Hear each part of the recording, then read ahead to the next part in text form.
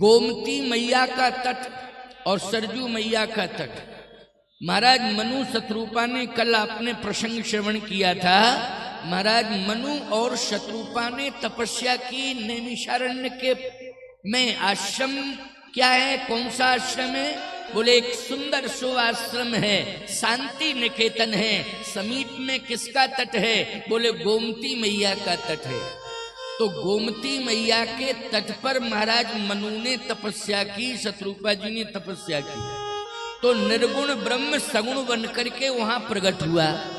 उसके प्रकट होने का प्रमाण क्या है?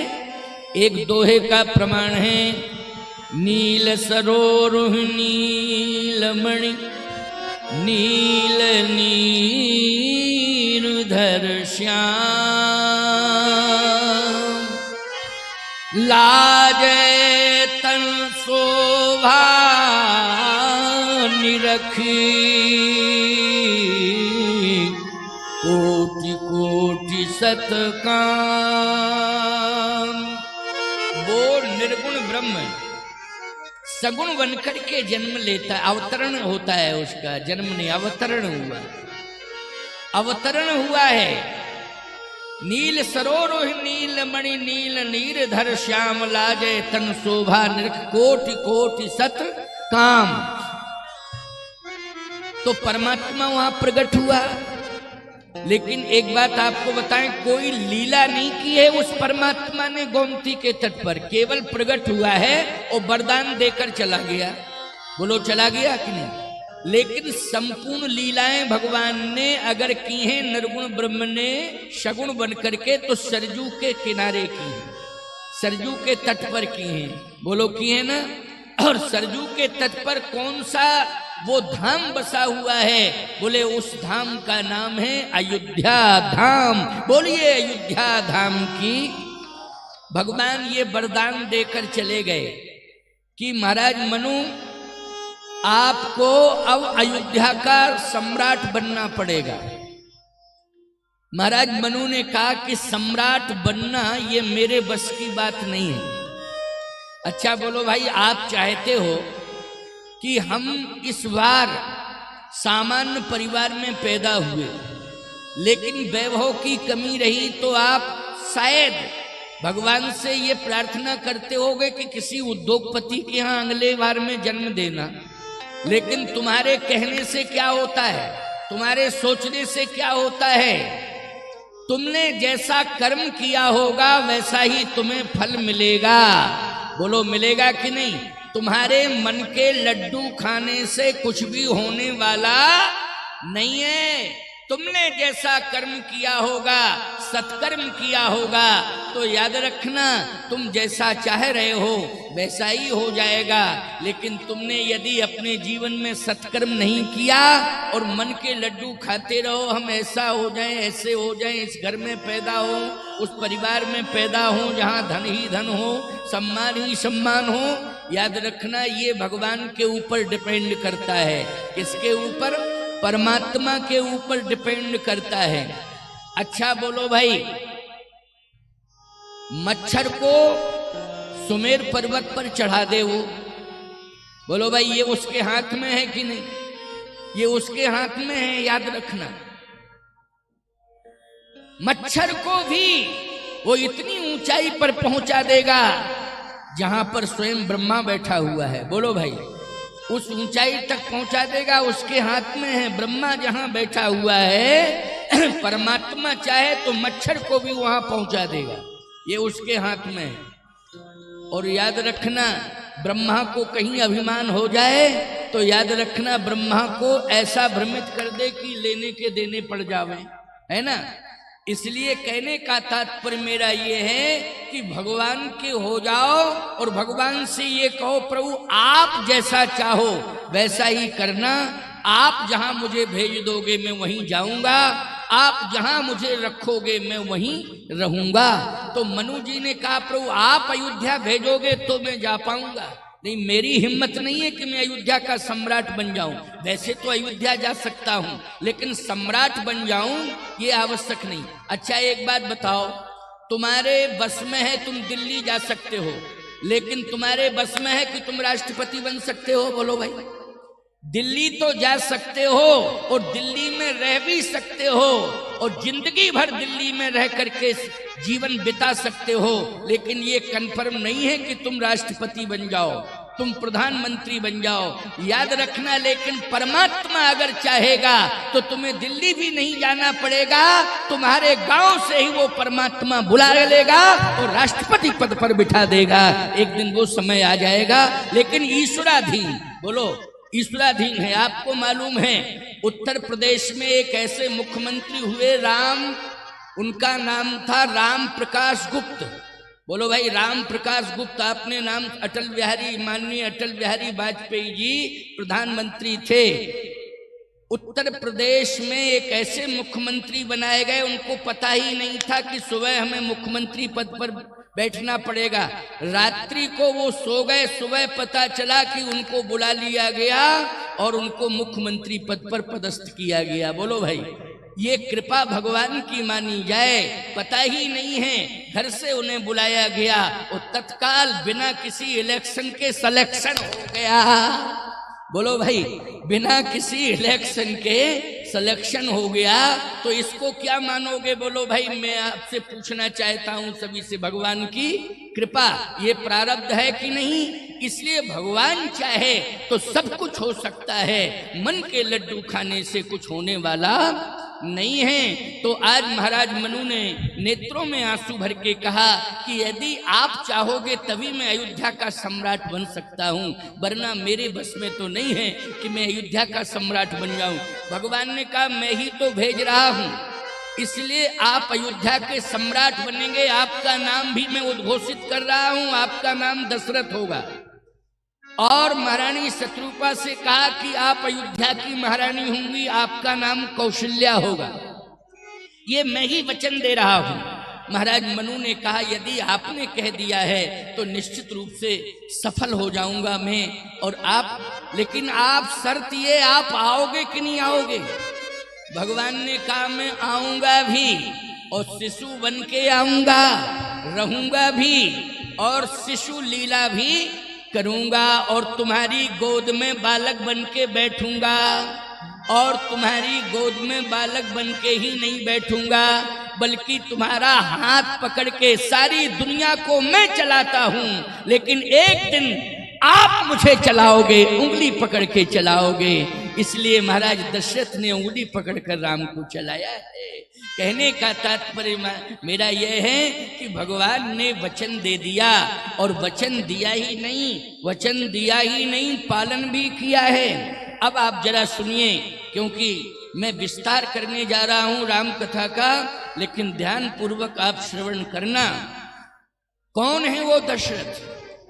गोस्वामी जी कहते हैं अवधपुरी,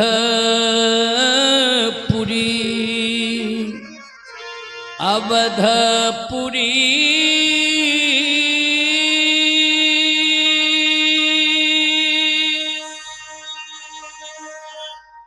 रघुकुला मणि राऊ,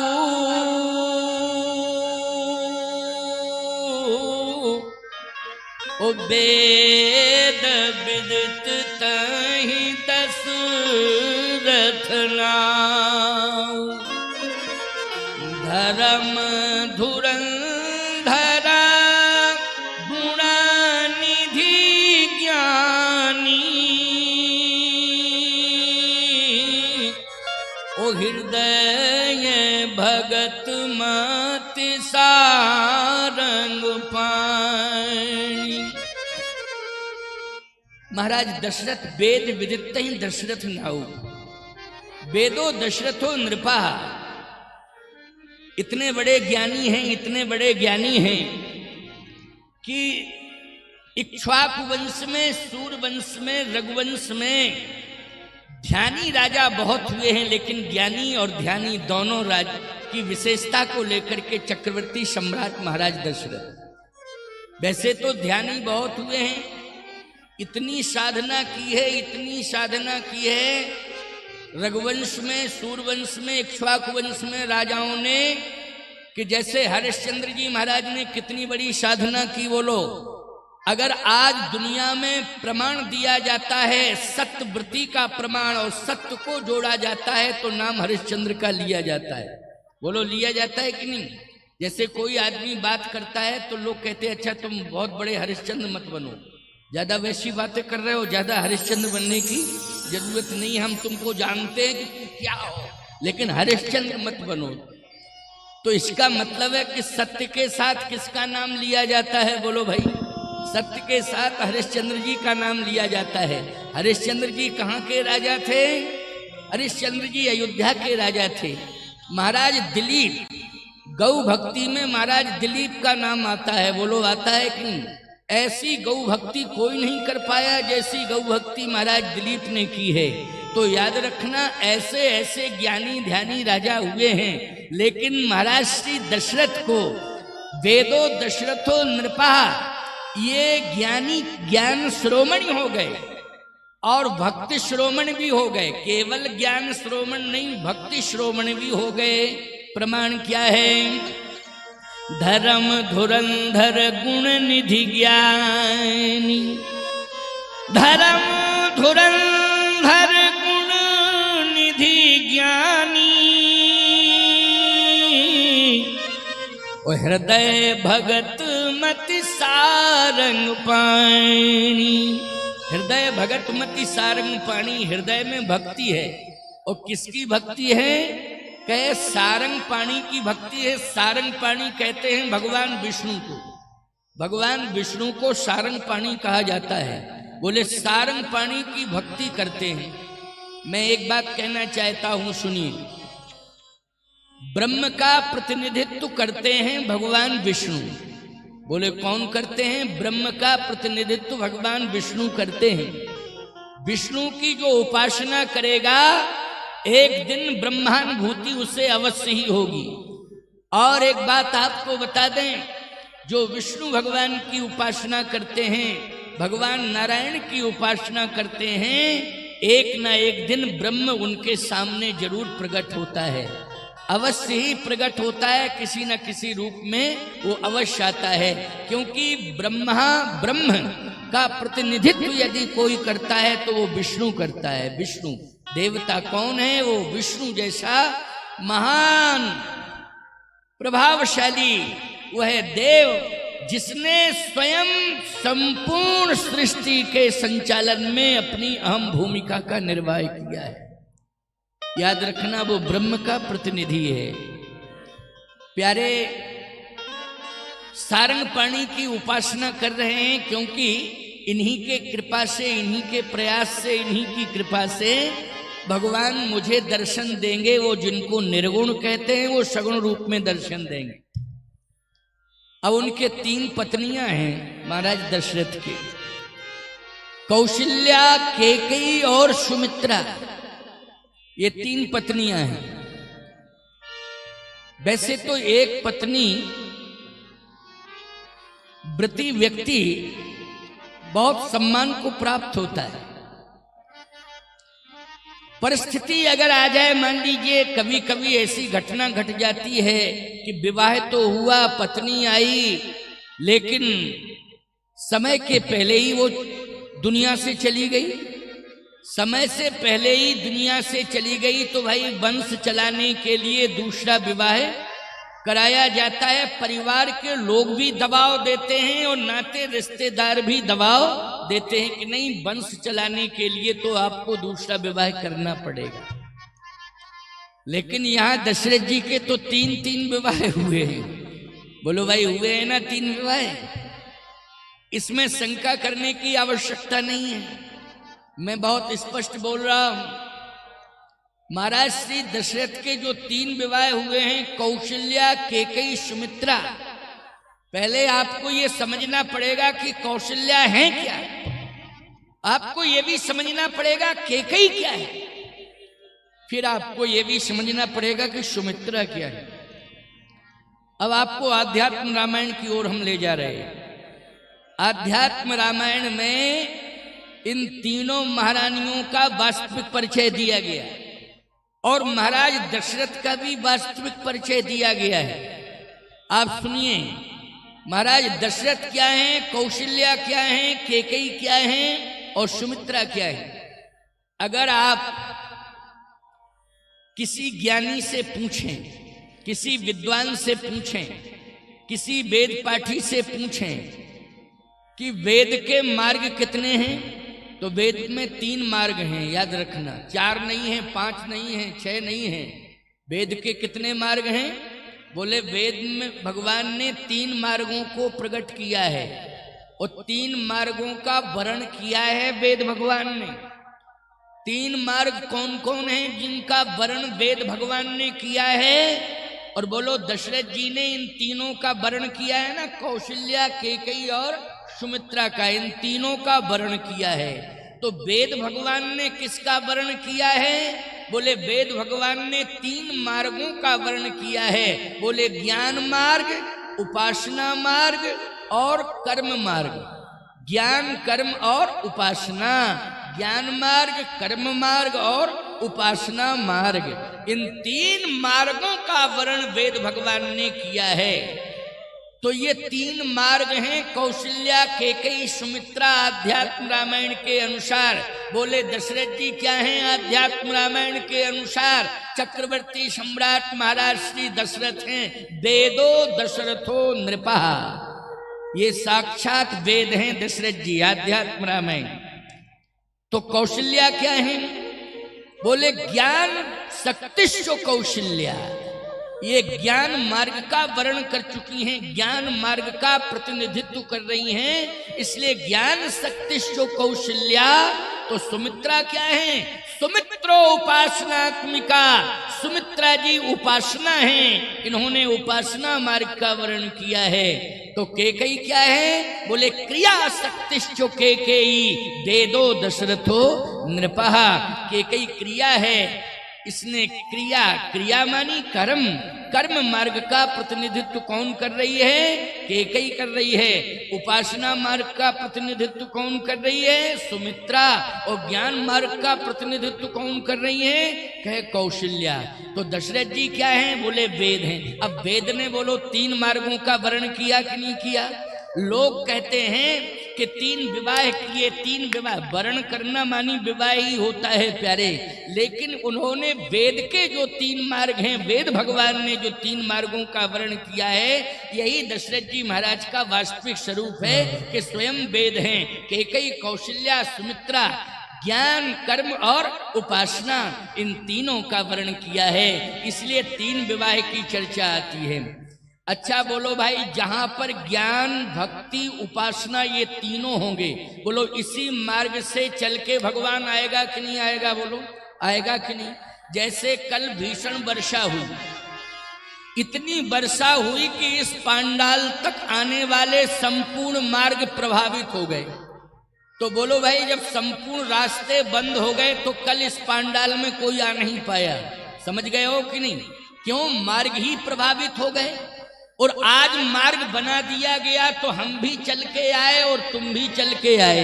और बोलो भाई, आज सफलता मिल रही है कि नहीं? हम कथा कह रहे हैं और आप सब बैठ करके कथा सुन रहे हो, क्योंकि मार्ग खोल दिए गए, मार्ग का निर्माण हो गया है, इसलिए चल के आए। तो भगवान अभी तक अयोध्या में क्यों नहीं आए थे? क्योंकि मार्गों का निर्माण नहीं हुआ था। बात यह है कि अभी तक नहीं आए थे भगवान अयोध्या में क्योंकि मार्गों का निर्माण नहीं हुआ था। लेकिन आज दशरथ जी महाराज के आ जाने से, क्योंकि भगवान ने स्वयं महाराज मनु को भेजा है कि आप अयोध्या में सम्राट बन करके रहेंगे, चक्रवर्ती सम्राट आपका नाम दशरथ होगा और हम अवश्य आएंगे और 3 मार्गों का वर्णन होगा, अवश्य ही होगा। क्योंकि एक सुमित्रा, एकमात्र सुमित्रा नहीं, एकमात्र कैकेयी नहीं, एकमात्र कौशल्या नहीं, मैं कहता हूं कि शत्रुपा जी कौशल्या हैं तो पर्याप्त था। कौशल्या जी, माँ की जरूरत थी तो माँ तो मिल ही रही थी, लेकिन नहीं, 3 मार्गों की आवश्यकता पड़ती है परमात्मा को बुलाने के लिए। ज्ञान मार्ग, कर्म मार्ग और उपासना मार्ग। मैं आपसे पूछ रहा हूं, यहां भी आपके जीवन में एक अधूरापन रहता है, इसलिए भगवान नहीं आ रहे हैं क्या? बोले आपने कर्म मार्ग को तो स्वीकार कर लिया, कृषि निरावह चतुर किसान। अच्छा बोलो भाई, किसान खेती करता है, बोलो ये कर्म से संबंधित है कि नहीं? खेती खेती किससे संबंधित है? जल्दी बोलो। खेती कर्म से संबंधित है। कृषि निरावह चतुर किसाना, जिम बुध तजह मोह मद माना। किसान कर्मवीर होता है। तो कर्म का तो वर्णन कर लिया आपने कि खेतों में लहला रही है फसल। हम देख रहे हैं कि यहाँ पर हरितमा हमें कहीं कहीं दिखाई दे रही है, और 2 महीने बाद अगर हम आएंगे तो कोई भी खेत खाली नहीं मिलेगा। बोलो भाई, 2 महीने बाद बरसात के बाद अभी धान आदि लगाई जा रही है, फिर आलू आदि की व्यवस्था होगी लगाने की। बोलो हरे भरे पूरे खेत दिखाई देंगे कि नहीं? समझ में आता है कि किसान कितना कर्मवीर है, कितना कर्तव्य परायणता से युक्त है कि किसान फुर्सत में नहीं बैठता है, वर्ष भर कुछ ना कुछ खेती के लिए करता ही रहता है प्यारे, और उसकी खेती हरी भरी रहती है। कर्म तो कर रहे हो आप, अच्छा ज्ञान भी है, क्योंकि आपने अपने बच्चों को बहुत अच्छी शिक्षा से जोड़ा है।